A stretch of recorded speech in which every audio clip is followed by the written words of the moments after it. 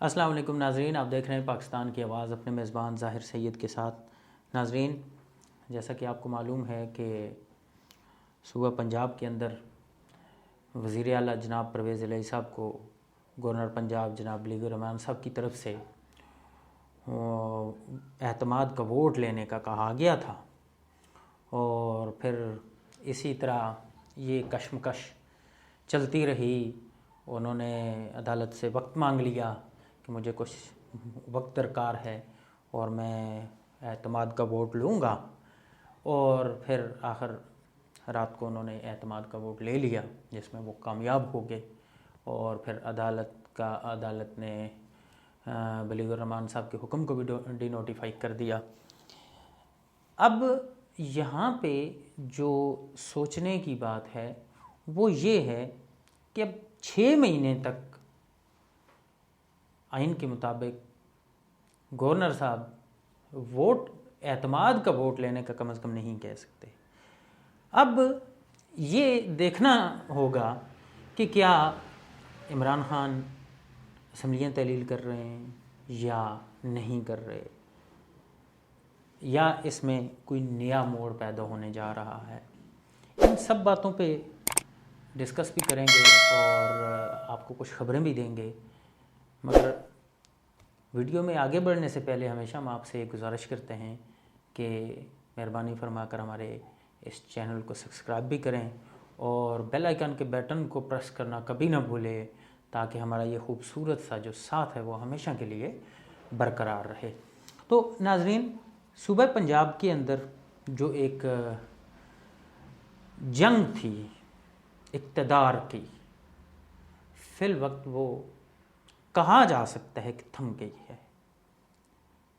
एक पहलवानी का जो अखाड़ा लगा हुआ था, वहाँ पे हर जो पहलवान भी यानी कुश्ती करने आता है, यानी इक़्तिदार की जंग लड़ रहा होता है, अपनी कुर्सी की जंग लड़ रहा होता है, तो वो मुख्तलिफ़ दाव पेज भी इस्तेमाल करता है।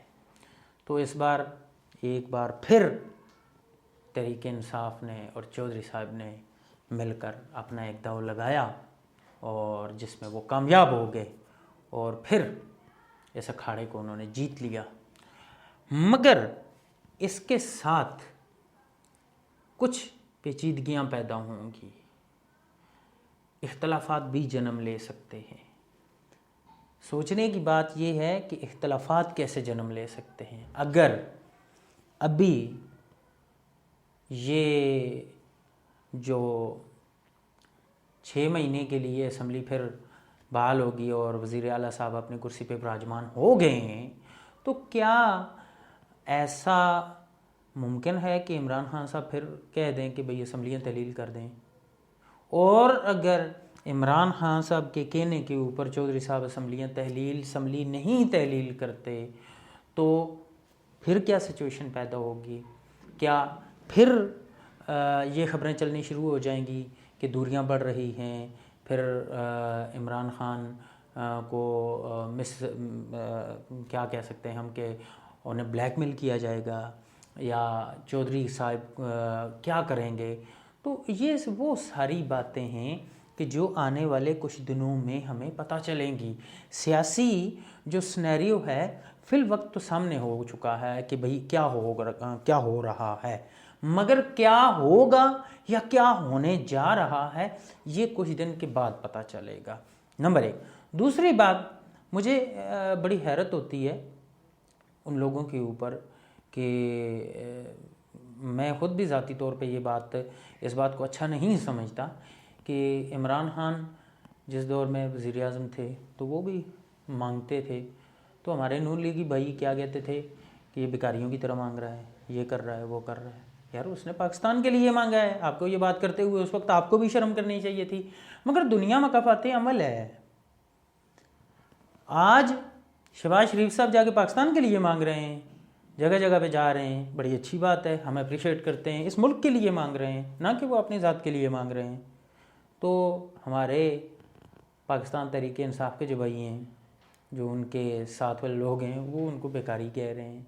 मगर कुछ फ़र्क ज़रूर है।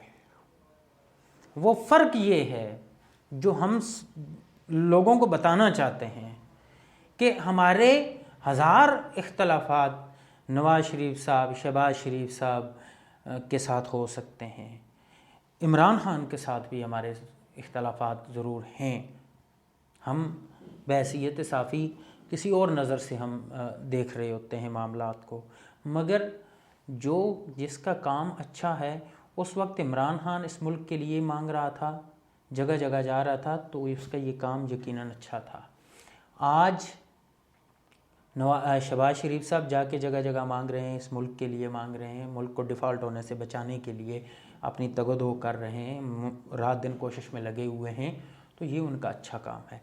ये अलग सब्जेक्ट है कि किसके ने इस मुल्क को डिफ़ॉल्ट के दहाने पे पहुंचाया है, ये बाद में करने की बात है। फिल वक्त जिस अम्र की ज़रूरत है वो ये है कि इस मुसीबत से निकला कैसे जाए, इस मुसीबत से जान कैसे हमने छुड़ानी है।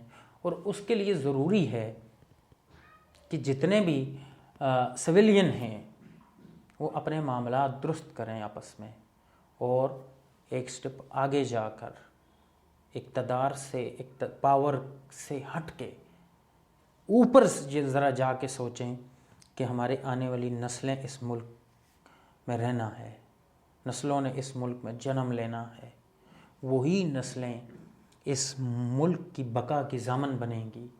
अगर एक शख्स या एक सोसाइटी अपने नस्लों की बका की ज़ामन नहीं बनती, तो उस मुल्क के लिए आने वाली नस्लें किसी सूरत में भी उसके बका की ज़ामन नहीं बन सकती। क्यों? एक बात कि सिविलियन अगर पावरफुल होते या अपने मामलात में एक्यूरेट होते, तो मुझे नहीं लगता कि मिलिट्री को इक़्तिदार में आने की ज़रूरत पड़ती है। जितने भी हमारे मुल्क के अंदर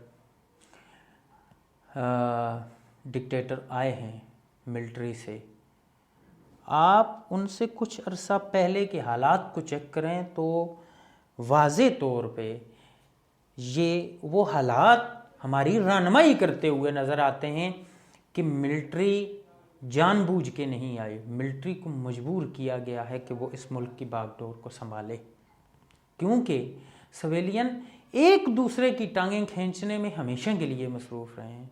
एक और बात भी आपको मैं बता दूं कि इस वक्त जितने भी पाकिस्तान के पॉलिटिशियन हैं, मैं इमरान खान के साथ मैं फिर कहता हूँ मेरे हज़ार इख्तलाफात हैं, मगर उसके कद के मुकाबले में सवाए जरदारी साहब के अलावा मुझे और कोई सियासतदान नज़र नहीं आता।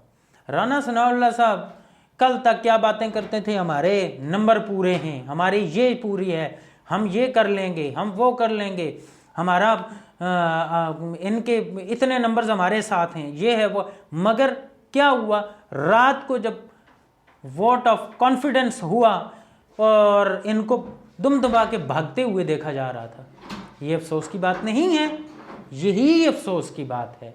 और हमारे लिए इससे बढ़ के अफसोस की बात यह है कि हमारे सिविलियन यहाँ पे जमहूरी मुल्क है, लफ्ज़ क्या है, जमहूरी मुल्क, मगर अफसोस यहाँ पे जमहूरियत नाम की कोई चीज़ नहीं है। कहाँ की जमहूरियत है? हर चीज़ यहाँ पे मैनेज की जाती है, इलेक्शन तो मैनेज किए जाते हैं, कोर्ट के फैसले तो मैनेज किए जाते हैं, यहाँ पे बैंकिंग का सिस्टम तो मैनेज किया हुआ है। बचा क्या है इस मुल्क के अंदर? हम कहाँ खड़े हैं इस वक्त? बहसीयत पाकिस्तानी मैं अरबाब इख्तियार से ये बात कहूँ कि आप मुझे ये बात बताएं कि इस मुल्क की तबाही का ज़िम्मेदार कौन है? सिविलियन कहेंगे डिक्टेटर ज़िम्मेदार हैं, डिक्टेटर कहेंगे सिविलियन ज़िम्मेदार हैं, मगर मैं ज़ाती तौर पे ये समझता हूँ, ये मेरी राय है, गलत भी हो सकती है और दुरुस्त भी हो सकती है, इस मुल्क की तबाही के ज़िम्मेदार सिविलियन हैं। अगर एक जगह पे 2 चौकीदारों को बिठा दिया जाए और वो दोनों चौकीदार एक दूसरे पे डिपेंड करें कि मेरी जगह की ड्यूटी ये करेगा, इसका टाइम होगा तो मैं कर लूँगा, तो फिर ड्यूटी में खलल नहीं पैदा होगा। यानी एक दूसरे के साथ वो मैनेज करके चल रहे हैं। मगर इसके साथ साथ अगर यही 2 चौकीदार ये कहें कि अंदर से मालिक को भी पकड़ के यहाँ पे लगा दिया जाए, या यूं कहा जाए कि भाई एक तीसरे बाहर के बंदे को ला के कि भाई हम आराम कर रहे हैं, ज़रा तुम ड्यूटी कर लो, तो वहाँ पे अगर कोई वारदात हो जाती है तो उसका जिम्मेदार ये 2 चौकीदार होंगे। इन 2 चौकीदारों से मुराद पाकिस्तान की पॉलिटिकल पार्टीज़ हैं, सिविलियन लोग हैं। इन्होंने अपने ऊपर एक दूसरे के ऊपर डिपेंड नहीं किया, एक दूसरे की टांगें खींची हैं। अगर ये अपने मामलात मैनेज करके चल रहे होते तो आज हमारे मुल्क का ये हाल न होता। हमारे पड़ोसी मुल्क भारत को देख लें, वहाँ सिविलियन मजबूत है। यहाँ पे मैं एक सिंपल सी मिसाल देता हूँ, यहाँ पे एस्टेब्लिशमेंट क्यों ताकतवर है? वो इसलिए ताकतवर है कि यहाँ के सिविलियन नायल लोग हैं, बिल्कुल नायल हैं। अगर यहाँ के सिविलियन नायल ना होते ना तो आज एस्टेब्लिशमेंट को इतने कंट्रोवर्शियल ना बनाया जाता। यहाँ हमारे पड़ोसी मुल्क के अंदर देखें, क्या मुझे इतना बता दें कि पड़ोसी मुल्क भारत के अंदर मुझे नहीं लगता कि भाई चंद करोड़ लोगों को वहाँ के आर्मी चीफ के नाम का पता हो कि कौन आर्मी चीफ है। और हमारे मुल्क के अंदर अल्हम्दुलिल्लाह आर्मी चीफ एक ऐसी हैसियत रखता है कि उसका नाम पाकिस्तान के बच्चे बच्चे को आता होगा। क्यों? एक ताकत की उसूल की मैं आपको एक और बात भी बता दूं। इंडिया ने जब यहाँ पे पाकिस्तान के हवाले से पाकिस्तान में किससे बात करनी होगी ना, तो उसको पता है कि वहाँ पे एस्टेब्लिशमेंट ताकतवर है, तो एस्टेब्लिशमेंट से वो बात करती है।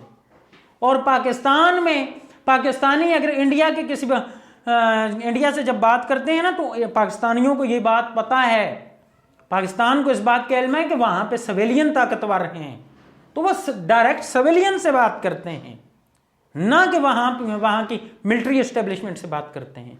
वजह क्या है? वजह ये है, यहाँ पे जो समझने की बात है कि वहाँ की जो सिविलियन क़यादत है उसने एक दूसरे के ऊपर डिपेंड किया है, टांगे नहीं खींची। अगर एक सियासी मुखालिफत ज़रूर होती है, हर जगह पे इज़हार राय का हक होता है हर एक को, वो अपनी राय को किसी दूसरे के मुखालिफ इस्तेमाल भी करते हैं। ये पॉलिटिक्स के अंदर ये चीज़ें बड़ी कॉमन हैं, होती हैं, मगर अपने काम को किसी दूसरे के ऊपर उन्होंने नहीं ठोंसा। यानी ऐसा नहीं कहा कि भाई ये अब हमारे काम ये हमारे हाथ से चला गया है तो अब जो है ना हम मिलिट्री को दे देते हैं, वो कर ले। नहीं, उन्होंने कहा है नहीं, ये हमारा काम है तो हमने करना है, ये हमारा मसला है। इमरान खान सिविलियन के अंदर जो वो सिस्टम चाह रहा है, सिस्टम ठीक, वो उसकी बात ठीक है, मगर इमरान खान बजाते खुद भी ये बात कबूल करे कि हम सिविलियन को किस हद तक जाना चाहिए। इस वक्त इमरान खान साहब से मैं रिक्वेस्ट करता हूँ कि वो एक अपोजिशन लीडर हैं, बेशक अपोजिशन के अंदर वो नहीं भी बैठे हुए, मगर उनका सियासी कद्दो कामत इस हद तक माशाल्लाह ऊंचा है कि लोग इस वक्त भी पाकिस्तान की आधे से ज़्यादा आबादी उन्हीं को वज़ीर आज़म तस्लीम करती है। ये उनके सियासी कदकाठ है, हम एग्री करते हैं इस बात से। मगर इसके साथ साथ इमरान खान साहब को इस बात के ऊपर एग्री करना चाहिए कि सिविलियन के मामलात हैं तो मैं इनको इसका कोई सियासी हल निकालूं, अनापरस्ती में ना आऊँ। हम इस चीज़ के हामी नहीं हैं, मुल्क को आगे चलना है और हम बजाते खुद ये चाहते हैं कि सिविलियन इसको आगे लेके जाएं। जब किसी मुल्क में जमहूरी हुकूमत होती है तो यकीनन वो मुल्क दुनिया की नज़र में उसकी एक इज़्ज़त भी होती है। तो हम ये दुआ भी करते हैं और एक दवा भी बताते हैं कि हमारा मुल्क किस तरह तरक्की कर सकता है। जब तक हमारे मुल्क के अंदर सिविलियन क़यादत पावरफुल नहीं होगी, एक दूसरे के ऊपर हिसार नहीं करेगी, तब तक तरक्की करना मुमकिन नहीं है। हम यूं ही इसी तरह भीख मांगते रहेंगे और ज़लील व रुस्वा भी होते रहेंगे। अल्लाह से दुआ है कि अल्लाह रब्बुल आलमीन हमारे मुल्क पाकिस्तान को ता क़यामत कायम दायम रखे। इसी के साथ अपने मेज़बान ज़ाहिर सैयद को इजाज़त दीजिए। अल्लाह निगहबान।